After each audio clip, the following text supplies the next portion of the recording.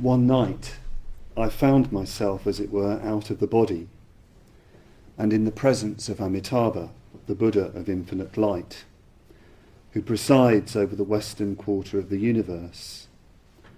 The colour of the Buddha was a deep, rich, luminous red, like that of rubies, though at the same time soft and glowing, like the light of the setting sun. While his left hand rested on his lap, the fingers of his right hand held up by the stalk of a single red lotus, a single red lotus in full bloom, and he sat in the usual cross-legged posture on an enormous red lotus that floated on the surface of the sea. To the left, immediately beneath the raised right arm of the Buddha, was the red hemisphere of the setting sun, its reflection glittering golden across the waters. How long the experience lasted I do not know, for I seemed to be out of time as well as out of the body. But I saw the Buddha as clearly as I had ever seen anything under the ordinary circumstances of my life. Indeed, far more clearly and vividly. The rich red colour of Amitabha himself, as well as of the two lotuses and the setting sun, made a particularly deep impression on me. It was more wonderful and more appealing than any earthly red. It was like red light, but so soft and at the same time so vivid as to be altogether without parallel. So this is Bhante as a young man in South India, in the Virupaksha Guha, Virupaksha's cave on the side of Arunachala mountain during his wandering days before he'd become a Buddhist monk, before he'd had his ordination. So he was staying near the ashram of Ramana Maharshi, and he has this vision. This vision he describes that after a paragraph describing a period with another great Indian teacher named Swami Ram Das. When he was staying with him, Bhante had this experience of a very, very high fever, a very, very high heat in his body. But he said his state was blissful and deeply calm. And Swami Ram Das said that it was a sign of purification. So perhaps the two go together, the vision of Amitabha and the earlier sense of, or feeling or experience of purification.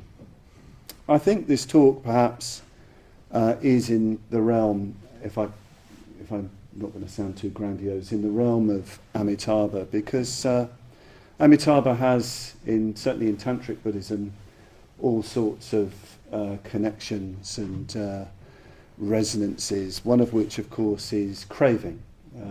Amitabha represents according to Tantric Buddhism, the purification of craving, of Trishna, Lobha, Raga. And craving for me is a big problem, I have to say. I sometimes really don't feel suited to the Dharma life because I experience myself as someone of immense and habitual cravings. I'm not going to dwell on what they are, but some of my friends know them. But yes, craving. It's such an issue, really, isn't it? You know, there it is. It's the cause of our dukkha. It's when you attain nirvana, craving is pacified, is completely put out. I was talking to Sagramati this morning about nirvana as the extinguishing of the three fires of craving, hatred and delusion. And I think sometimes that that maybe because craving is so central, it might be an area, and because we have it so strongly, so powerfully, I wonder if it's an area that we don't always engage with. Obviously there's the sort of moral issues to do with craving where we need to try and inhibit our cravings a lot more. I know I need to do a lot more inhibiting. But of course the Buddha's treatment of craving is much more than just moral. It's existential, isn't it? It's that drive that brings us back again and again and again to samsara. So I have to think much more in terms of the transformation of craving. So what I want to do in my talk, certainly in this talk, we'll see how it goes as we go along. I want to talk about the transformation of craving. Craving traditionally is divided into three: Kama Trishna, craving for sense experience; Bhava Trishna, craving for existence, becoming; and Vibhava Trishna, craving for non-existence. And I want to talk particularly about craving for sensual experience. What to do with it? What to do with craving for sensual experience? It's interesting that the word here is Kama Trishna, K-long-A-M-A, Kama Trishna. Kama, of course, is the god of love in Indian mythology. He's the Indian Eros. So a good place for me always to start, if I'm going to look at Kama Trishna, is the phenomena of falling in love. That's going to be my starting point. I don't know if any of you remember that particular experience. Some of us are getting a bit old for that probably now. But my memory of doing that, my memory, distant memories of intensely falling in love with someone is, whether or not it's reciprocated. There's one particular quality about it that I've noticed, is just how intensely focused my consciousness is. Probably when I become infatuated with somebody, I'm more focused and concentrated than in any other experience, including meditation, etc. I'm absolutely fascinated by that person. I become extraordinarily resourceful about how I might get to know that person and so on and so forth. Everything is very heightened. Everything is very particular. So what I notice when I'm in love with somebody, that it's a very, very detailed awareness of the other person. Absolutely every detail. The eyebrows, the eyes, the lips, the way they move, the way they stand, their voice, the down on their face. Yes, absolutely everything is fascinating and utterly beautiful. There's something in craving for sense experience that is highly particular. Highly particular. It really is into the particulars. Even if you're not in love with somebody, that habitual thing that you do, the habitual things like the details of our breakfast. The toast has to be just so. The coffee or tea has to be brewed just right.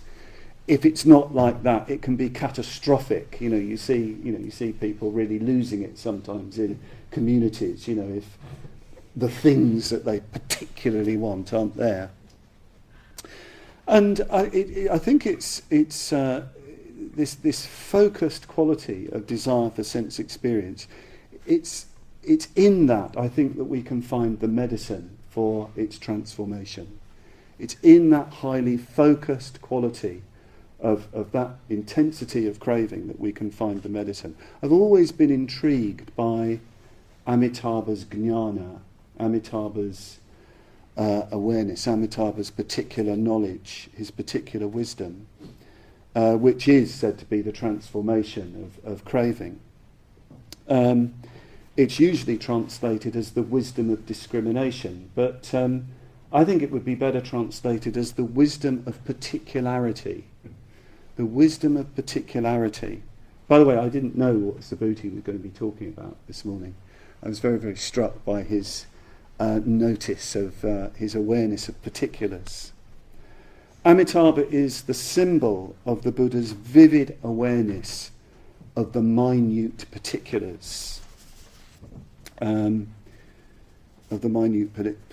Not just in one person, obviously, not just for one person, but for the unique and the particular everywhere, especially the unique and particular nature of each and every human being.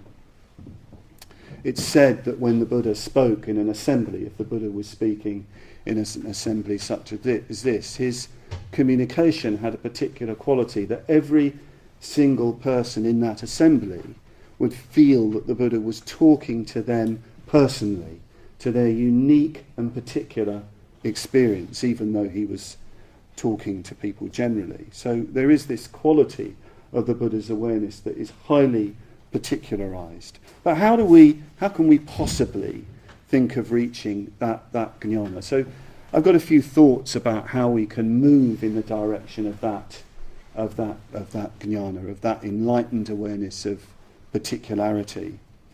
And I want to start by talking about Shraddha. I want to talk about Shraddha, which is a lucid, bright, serene, pure and confident heart or mind, the Cetasa Prasada, the Shraddha that has that quality. And this is said to come, this quality of lucidity and luminosity of mind and serenity of mind is said to come when you lovingly contemplate the particular qualities of the three jewels of the Buddha, Dharma and Sangha. When you contemplate their particular qualities, the particular gunas of the Buddha, Dharma and Sangha. And, it arises, I think, this sort of thing when you respond, particularly with me, is when you respond to stories of the Buddha. I can think in particular of, when I used to listen to Bhante telling stories about the Buddha, I think particularly of that lecture he gave at Padmaloka many years ago on a case of dysentery. I was there in the audience. And when Bhante talks about the Buddha, you actually feel you're there. And when he tells a story, it isn't somehow just the events of the story. He seems to kind of just say, with a few words, actually vividly evoke the scene and the way the Buddha actually responds to the particular person, the particular event. I regard Bhante as my sort of initiator into the life of the Buddha from that point of view. And you're given a sort of feeling knowledge, as it were, of a particular quality or a particular qualities of the Buddha.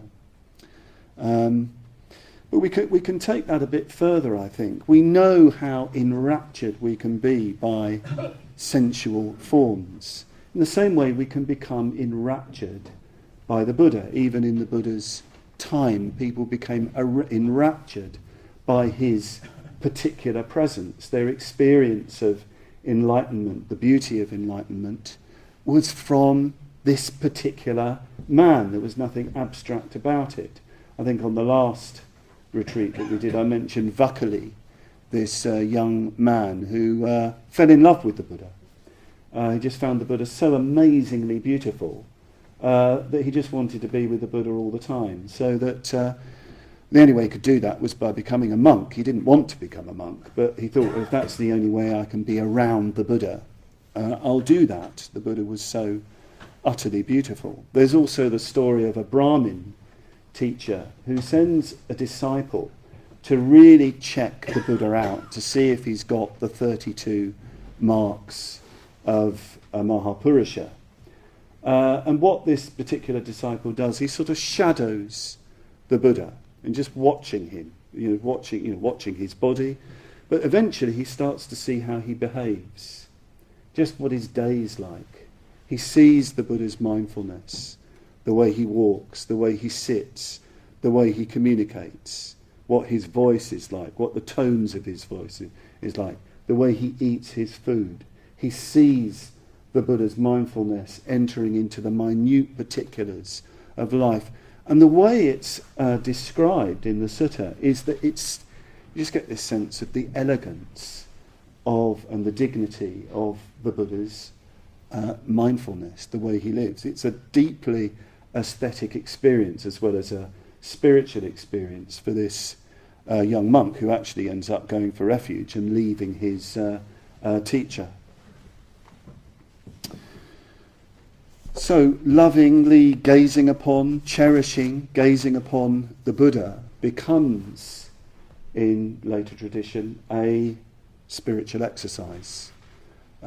recollecting the Buddha, imagining the Buddha, it becomes an actual practice. You can see this reflected in liturgies, like in the Sutra of Golden Light, where you get those wonderful verses on the golden skin of the Buddha and all his really beautiful features.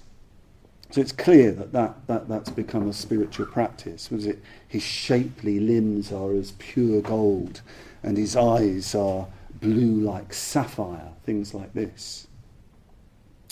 And this, over time, becomes extraordinarily sensual. One of the things that's very striking, if you read, particularly in tantric sadhanas, the descriptions of the Buddhas and Bodhisattvas are really, really very heavily sensual. There's a verse that I can't remember it properly, by the great fifth Dalai Lama, where he's describing Tara, green Tara, in terms of, how does it go, the body of the goddess, sensuous, ravishing, like light shining on emeralds. And then there's the description of the glossy black plaits of her hair.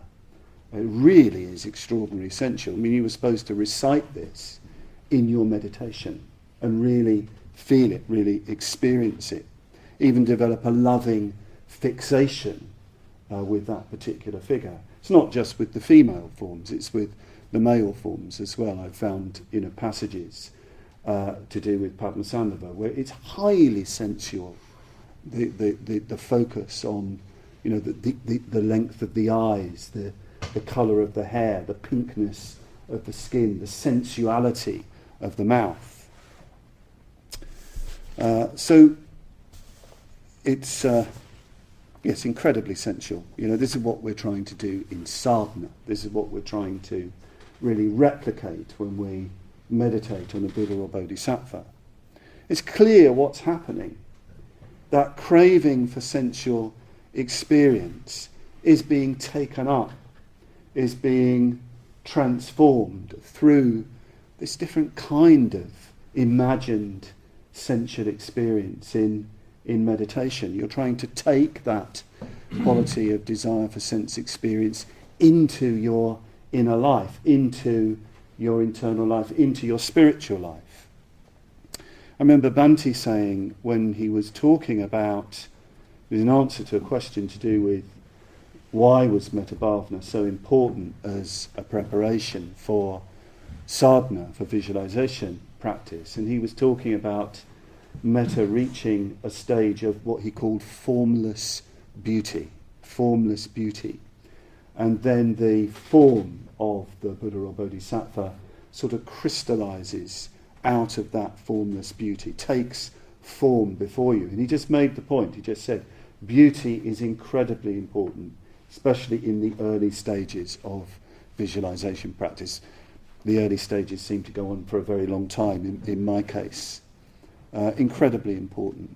It takes the whole idea here is that the image, the form of Buddhahood takes all of your emotion, all of your desire, all of your fascination. Therefore, you are highly concentrated.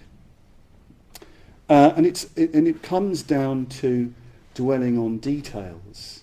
Now, one detail that Bhante was very fond of talking about was the colour. In one lecture he's asked, he says he was asked once, what are the effects of meditating regularly on green Tara, which was of course his root practice, the first initiation that he was given, and he practiced that sadhana every day for a number of years. And his reply was very interesting. He said the effects of meditating on green Tara is the spiritual equivalent of greenness.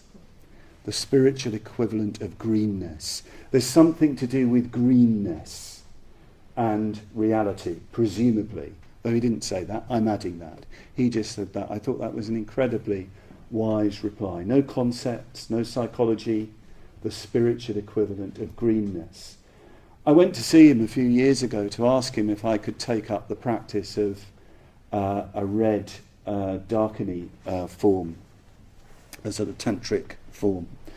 And because I was having sort of impressions of red goddesses in my meditation. And, Bhante said, yes, okay, you can do that. But then he just said, red goddesses. Red goddesses. And, I was beginning to feel slightly uncomfortable. And then he just started to say, red. Red.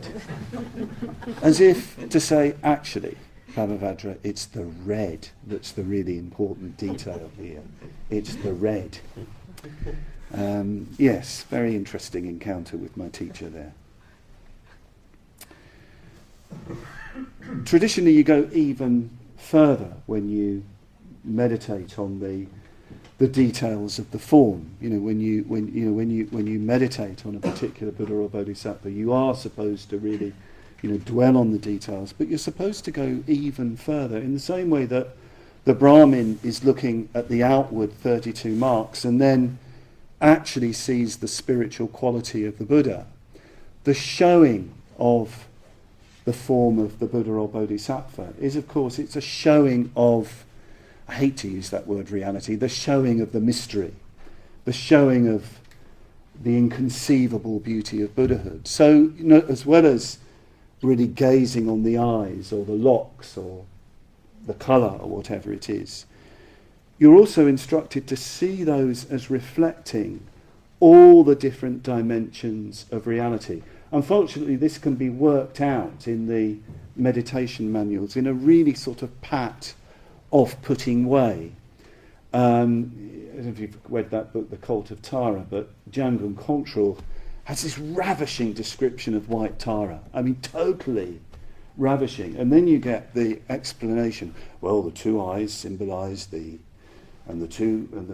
other eyes this, and you feel rather put off. But you can see what they're getting at. The showing is actually opening up the mystery. All those different elements in the form. It's a kind of portal, a doorway, a gateway into this, yes, well, they call it the Dharmakaya, don't they? This mysterious, deep dimension.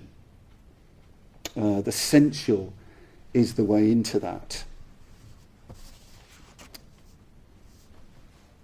Where are we? So the beauty of the image, when you really do encounter it, makes you gasp with wonder. It makes the rasa, the juice flow. The juice flows in you. You become kind of intoxicated by that. At the same time, you're being called to ponder the mystery much more deeply. This is, by the way, what the great Persian Sufi poets are really getting at in their poetry.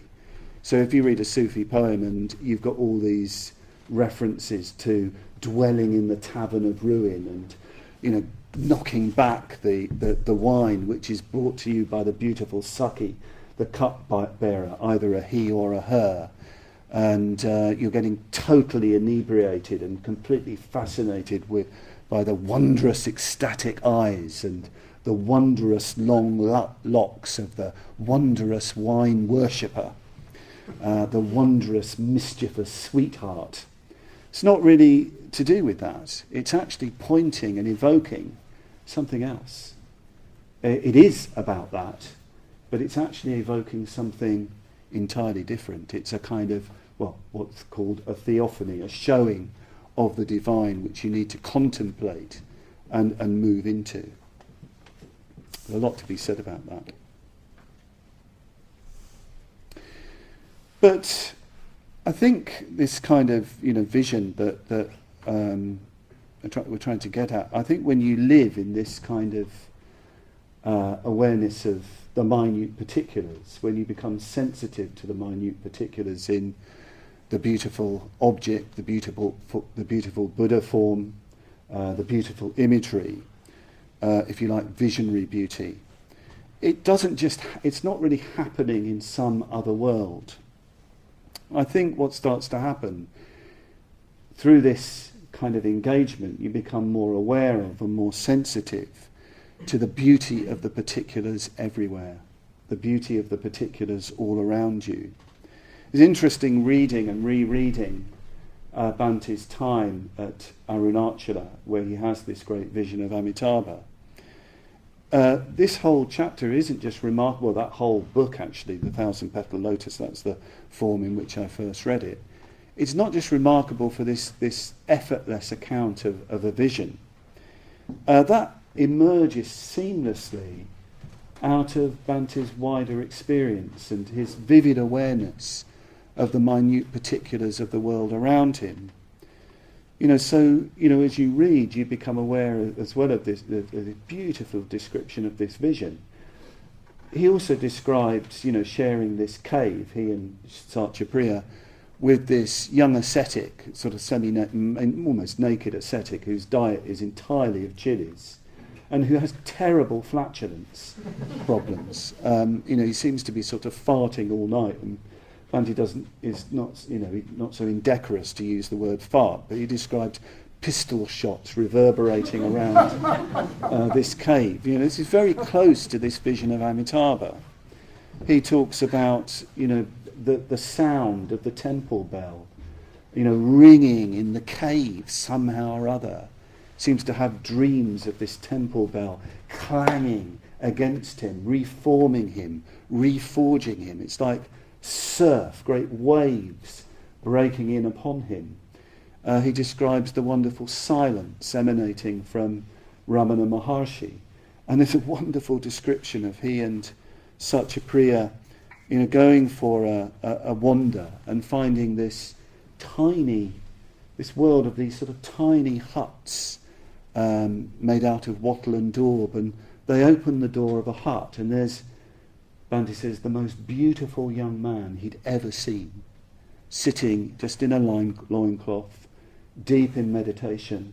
Beautiful, Bhante said, not just on account of his fair complexion and his beautiful proportions, but because of the beatific smile on his face. He's just completely absorbed in samadhi, and Bhante describes silently closing the door and moving away. So it's not just about the beauty of an internal vision, lovingly gazing upon the Buddhas and Bodhisattvas. I think if we're developing this vivid awareness of the minute particulars, it needs to come into every single area of our life, turning it, from craving into this aesthetic, this vivid aesthetic awareness. I'm going to end, I'm sorry to say, with, I'm not going to call it a poem because I wrote it.